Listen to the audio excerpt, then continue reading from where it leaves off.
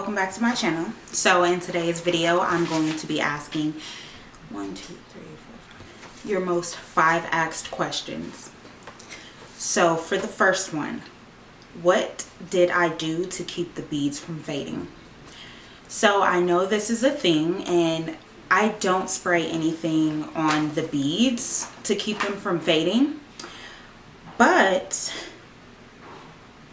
it does say coat your beads with clear acrylic spray paint before working with them. If you're working with seed beads, one way to do this is to pour them into a plastic Ziploc bag, spray a bit of paint into the bag, shake the bag to coat the beads, and pour them onto plastic sheeting to dry. So that is something that a lot of beaders do. Me personally, I do not do that. That is something that has just been brought to my attention. So I probably will be doing a video later on in the month actually coating my beads to see if it does make a difference. So for the second most asked question, how do you tie your wire/fishing line? And again, for this question, me personally, I do not tie my fishing line. And I'm going to show you why in this video next to me. So let me pull it up on my phone so I can follow along with you guys.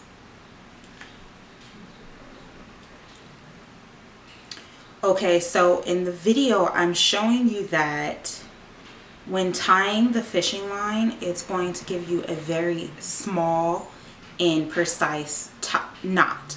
And this knot is not going to keep your beads from falling off. Maybe if you have the 006 or 0.06 bead, maybe it'll work. But for the larger beads, you're definitely going to want to tie it about like 10 times to achieve the knot that you need. So I do not tie my fishing line. So the third most asked question, how do I attach the end of the barrel clasp? So in this video, I'm actually showing you that I use a clamp bead, and I'm going to put the string inside of the clamp bead, and then I'm going to loop it back into itself. So again, I'm going to put the string inside of the clamp bead, and then I'm going to grab the clasp, the end of the clasp, put that also on the string, and then loop that string back into the clasp bead, and only the clasp bead. And then I'm going to take my clamping tool and clamp that flat.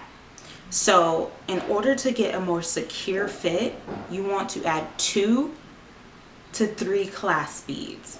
And a lot of the times you can add a smaller one and a larger one, or 2 larger ones. It's just for your preference.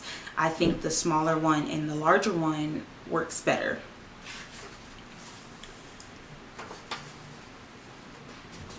And then another most asked question I get on multiple videos is, where do I get my clear quartz from? This is just a pendant necklace I made out of one of the points. I actually get it from Alibaba, and I will be showing a video on the side of me just showing you where to go, how to get there, what to type in. There's some awesome suppliers/vendors that actually sell some very high quality quartz. And even if you just don't want quartz, you want some other type of crystal, they have multiple options. So I love Alibaba. And then my 5th most asked question, how do I attach the charms? So in the video, I show you that I have 2 different types of charms. For the first one, I have the regular clip one, and I just clip it wherever I want it. If I have the smaller beads, they will move back and forth. That's fine for me. But for you, you can probably, I guess, tie that one into place if you want, or just use larger beads if that's also an option for you. And then for the second type of clasp, I end up just looping it through, tying it, and then letting it hang. It doesn't hang flat. It doesn't hang flat. It hangs sideways. And again, I kind of don't care how it lays, and that's just a personal preference. But another option you can try is using the clamp bead, or you can use one of these little silver circle things.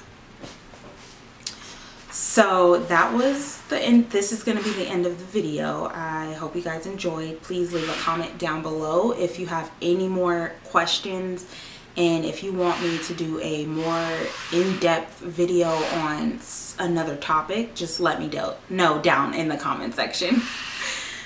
And again, thank you for watching my video, and have a blessed day, queens.